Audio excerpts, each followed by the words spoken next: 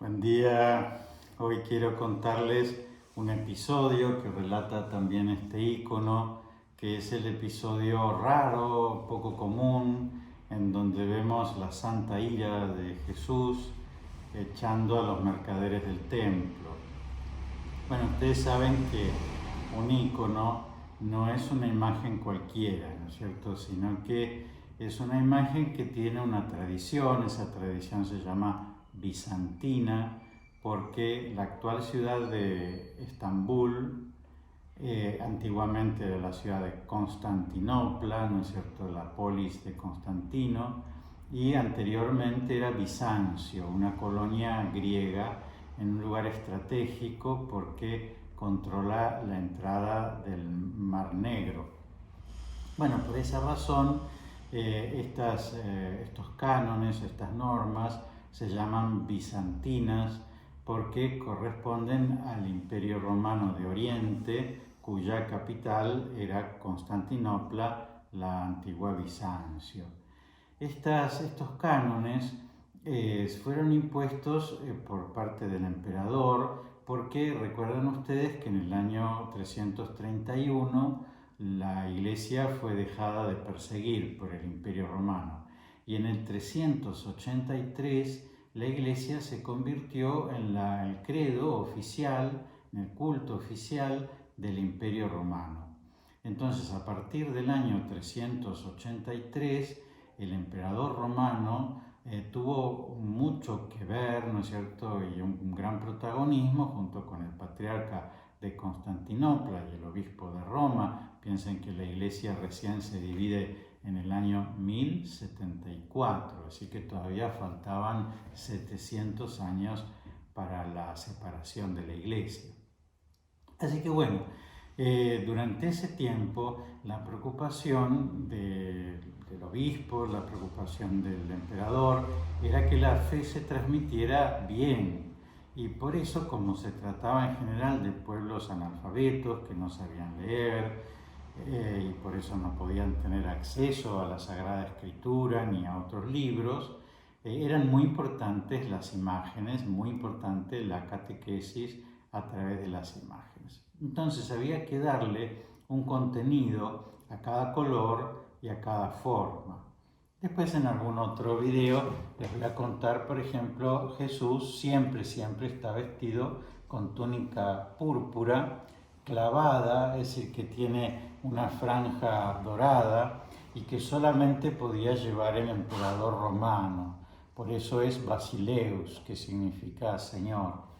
Y después siempre va a tener un manto azul, al modo del manto que llevaban los filósofos, los maestros, porque va a querer decir que es verdadero rey y que es verdadero maestro, que nos está enseñando el camino para ir al cielo.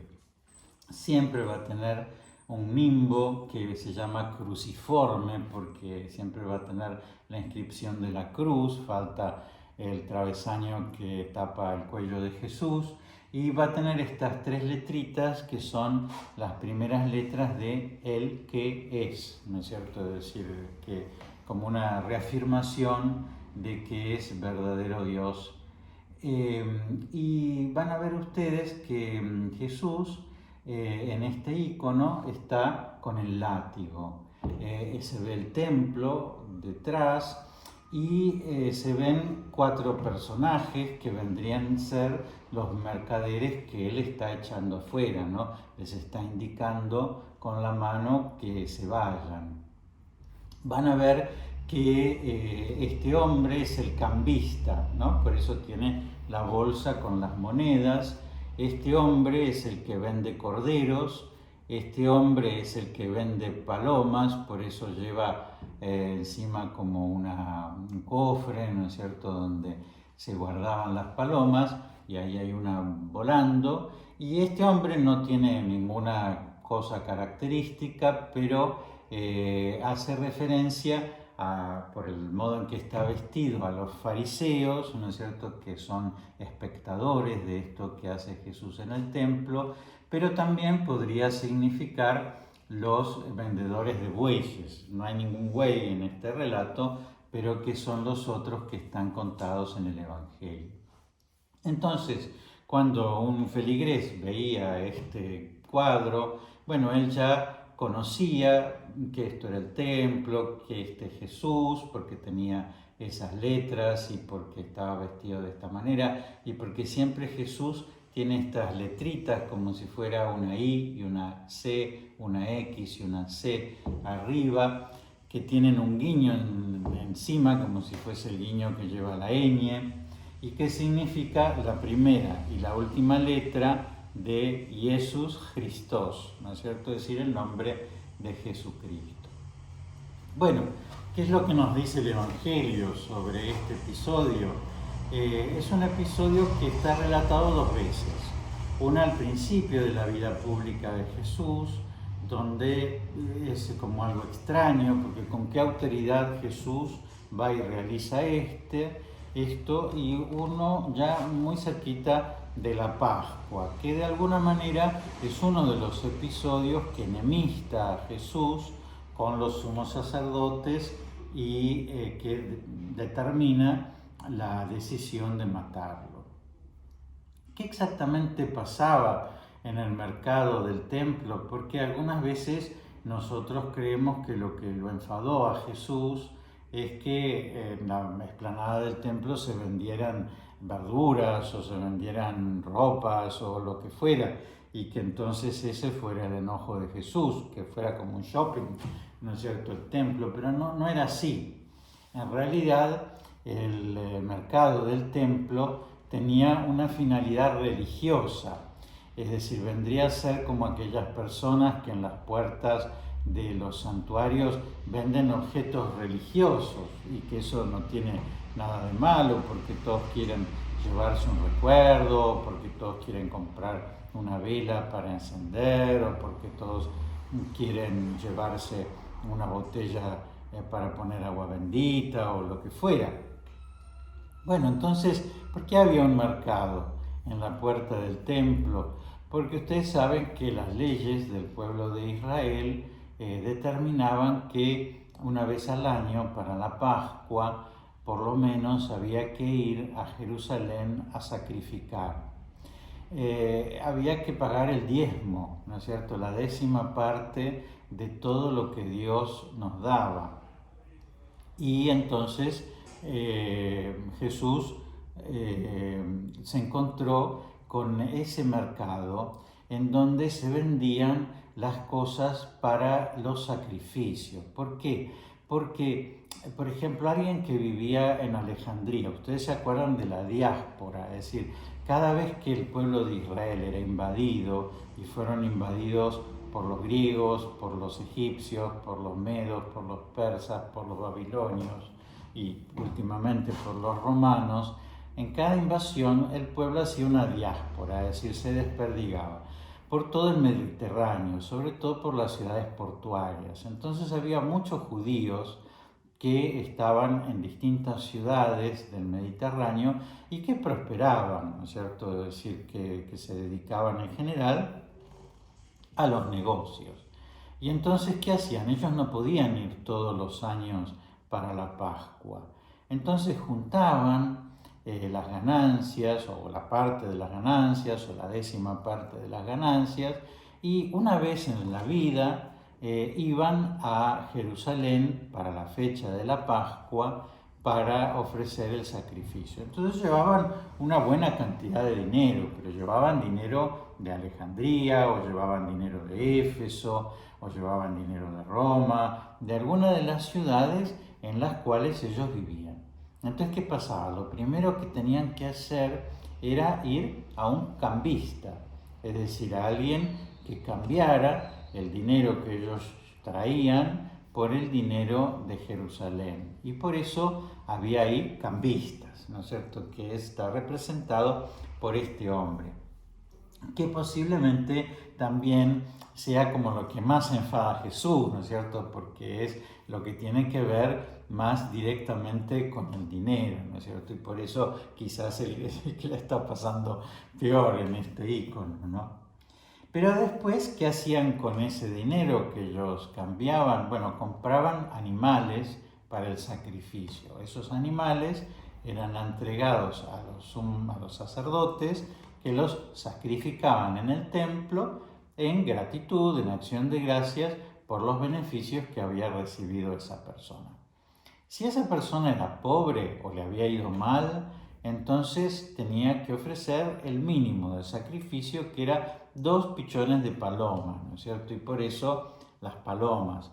Y se acuerdan ustedes cuando Jesús es presentado en el templo, José lleva 2 pichones de paloma. Y justamente eso nos aclara que la Sagrada Familia era una familia pobre, porque si no hubieran ofrecido otro animal en sacrificio.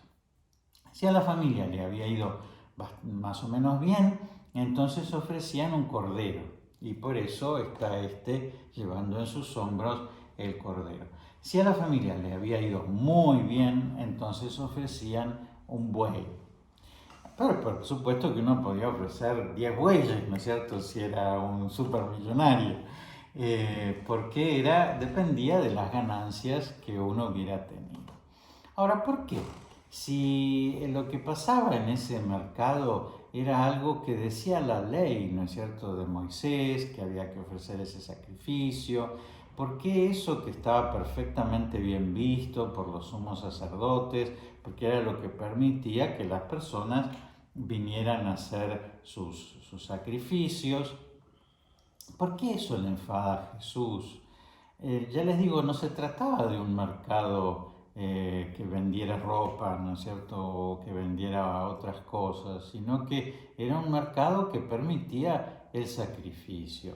¿Por qué llama eso una cueva de ladrones? ¿No? Es decir, mi casa, dice, será casa de oración. No la conviertan en una cueva de ladrones.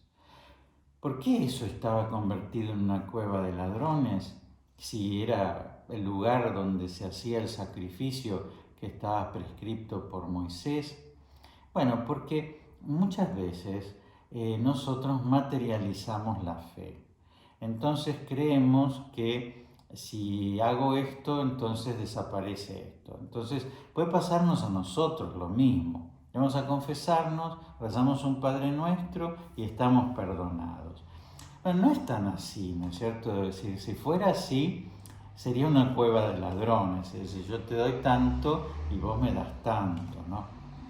Es decir, lo religioso es el encuentro de 2 corazones en el amor. Por supuesto que esos 2 corazones que se aman, se demuestran ese amor a través de algo que se entrega, ¿no es cierto? Y eso de parte de nosotros es la ofrenda que nosotros le entregamos a Dios, y de parte de Dios es la bendición que Él derrama sobre nosotros. Esa bendición puede ser su perdón, por ejemplo. Pero esa relación no puede ser una relación material, ni puede ser te doy esto y me das esto, ¿no es cierto? Sino que es una relación de amor, en donde yo te doy mi corazón y vos me das tu corazón. Y eso es lo que convierte al templo en una cueva de ladrones, cuando se materializa la fe. Es decir, yo todas las noches te voy a rezar un Padre Nuestro y vos me vas a conseguir trabajo. Bueno, no es exactamente así la religión. La religión, ya les digo, es una comunión de amor entre un padre y un hijo, entre un creador y su criatura, ¿no es cierto?, entre Jesucristo y nosotros. Y por eso no es un toma y daca, ¿no es cierto? Y entonces tampoco por eso podemos nosotros decir yo hice tal cosa y vos no me la diste, ¿no es cierto? Sino que es un encuentro entre 2 corazones que aman. Por eso en realidad el episodio de los mercaderes en el templo tiene que ver con nuestra vida y tiene que ver con nuestra vida cristiana, ¿no? Tiene que ver con cómo nosotros nos presentamos ante Dios o cómo nosotros lo vemos a Dios. Si nosotros a Dios lo vemos como Papá Noel, que es el que acá tiene que darnos protección a cambio de un poquito de alabanza o de un poquito de oración o de ir a misa el domingo o de confesar nuestros pecados y pim pum, ¿no es cierto?, salimos limpios, entonces eso no pasa. Ustedes piensen, por ejemplo, que en la última cena no sabemos si Judas comulgó porque no sabemos exactamente en qué momento se fue. Pero sí sabemos que los 11 comulgaron. Pero solamente Juan estuvo de pie junto a la cruz de Jesús. Pedro esa misma noche lo negó 3 veces.